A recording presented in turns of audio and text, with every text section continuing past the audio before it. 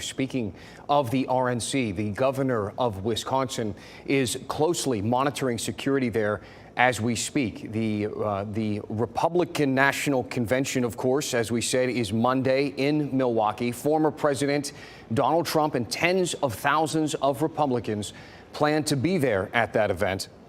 Today, the Wisconsin governor said, quote, he was in contact with those coordinating security planning for the RNC and will continue to be in close communication as he learns more about today's rally shooting. The Secret Service is in charge of security at that event, as they were at today's. The agency laid out their security measures last month.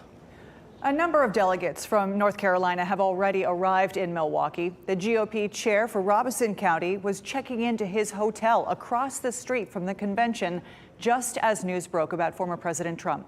I spoke with him earlier tonight. When did you find out about everything that was happening? We literally had just landed in Milwaukee and had walked in the hotel room. And actually, as we were checking in, there was some commotion in the lobby. And that's when the live news media, you guys were reporting the incident that occurred. And then everyone started crowding around the hotel lobby looking at the news media. CNN, Fox News, all the major news services were reporting it. Things kind of shut down and came to a halt here at the convention center. What kind of conversations are you having with your peers there in Milwaukee? Well, it was kind of awkward conversations to start. At first, it was the first of concern, but then we saw President Trump come up, and he seemed to be okay, and there was a air of relief among everybody when they saw him, able to get up and walk, and that we were all relieved, because you have to understand, we came here for expecting a very smooth, exciting convention, and the mood just suddenly changed to a very somber tone.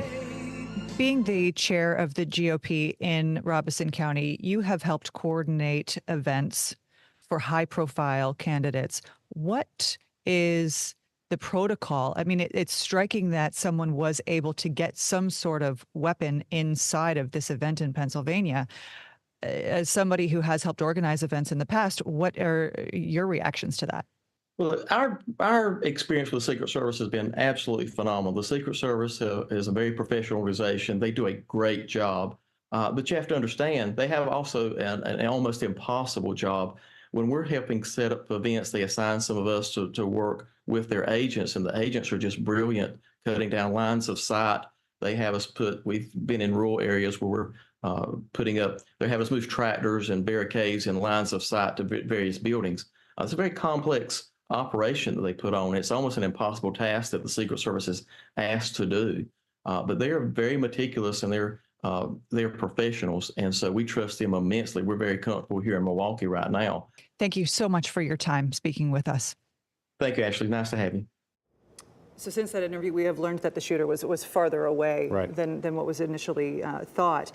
But, in speaking with him, he goes on to tell me about how when he was planning events and he was working with the Secret Service for various events in Robeson County, he was always amazed that the Secret Service would never allow any sort of cut down in a line of sight, and certainly not allow anyone to have higher ground over the person that they were protecting. Of course, we're waiting for a lot of the details, the specifics to come out, but if the preliminary reports are true that the gunman was on top of some building with a line of sight to the former president where he was speaking at the podium, a lot of folks are wondering how that was missed tonight. Of course, that question, along with many others, being asked.